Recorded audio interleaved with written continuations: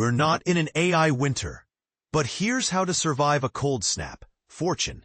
Over the nearly 3 years since ChatGPT's launch in November 2022, https:/fortune.com/story about AI Sam Altman and Microsoft. Generative AI has created a frenzy that has radiated like the midday summer sun, hot and unrelenting. And for the AI companies rocketing forth like heat-seeking missiles, including OpenAI, Anthropic, Google, https:/fortune.com/company/alphabet. Microsoft, https:/fortune.com/company/Microsoft. Meta, https:/fortune.com/company/Facebook. And XAI, the sun is still shining. The research firm Gartner, https:/fortune.com/Gartner, forecasts worldwide AI spending will reach nearly $1.5 trillion in 2025 and surpass $2 trillion in 2026, fueled by integration into smartphones, PCs, and enterprise infrastructure. Elon Musk and other AI leaders continue to insist that artificial general intelligence, AGI, an AI that can think and learn like a human across many tasks, is on the horizon. But on the ground, the temperature is dropping. https:/2025-09-28ai.com bubble parallels history explained companies' revenue infrastructure, and it's starting to feel like sweater weather. Among customers and in financial markets, skepticism is rising as some question whether the massive investment in AI will ever be justified by revenues. Startup funding is under sharper scrutiny for small and mid-sized firms. Enterprise projects are stuck in pilot purgatory. Corporate buyers are questioning return on investment for AI expenditures. And the rising cost of computing power.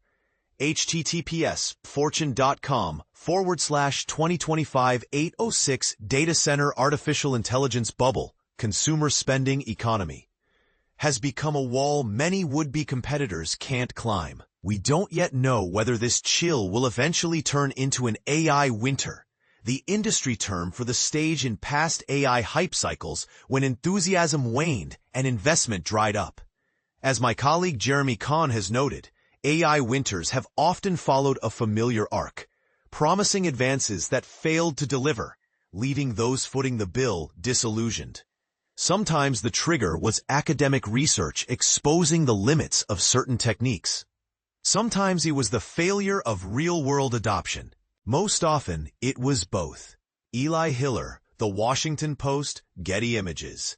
There are certainly a few autumnal signs, a falling leaf carried on the breeze here and there. If past AI winters are any guide, Kahn recently wrote, only time will tell whether this is the prelude to another Arctic bomb that will freeze AI investment for a generation, or merely a momentary cold snap before the sun appears again.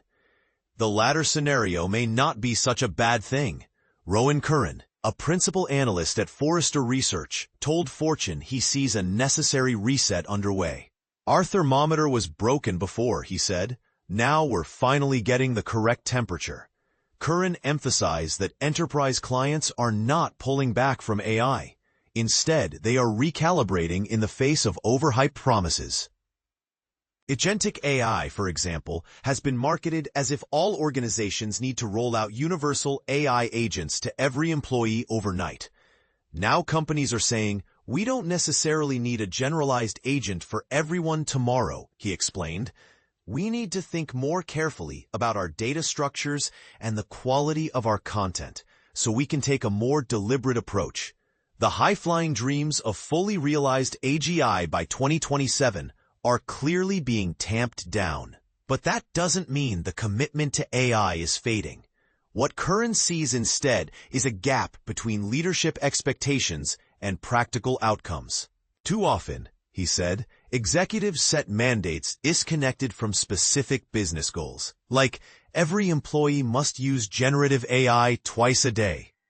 Bill Briggs, Chief Technology Officer of Deloitte, https:/fortune.com/Deloitte, also acknowledges a vibe shift around AI, but he says we're not facing a dire moment like the late 1990s in tech. It's certainly at an inflection point, but I don't see this being a repeat of the dot-com bust, he said. AI is still driving transformation, he explained, and new business models are just getting started. Overall, he said, AI is becoming less of a rising star and more of an ambient operator that will quietly influence how organizations think about every process, product, and decision. AI is poised to evolve much like electricity, invisible in our daily lives, but powering everything, he said. Not everyone agrees that the temperature is falling. Steve Hall, partner and president of ISG EMEA and chief AI officer at the global technology research and advisory firm, insisted that an AI winter is a remote possibility. This is early spring, he said. Gen AI is less than 3 years old, and agentic AI is only 15 months old. The hype cycle is through the roof, but in many cases, the bulbs and flowers are just beginning to appear. It's certainly at an inflection point, but I don't see this being a repeat of the dot-com bust.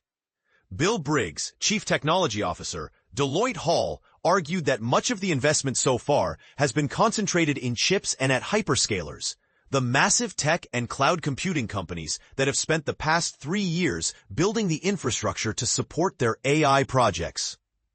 Software-as-a-service providers, meanwhile, use 2024 to agentify their applications and add intelligence to business processes.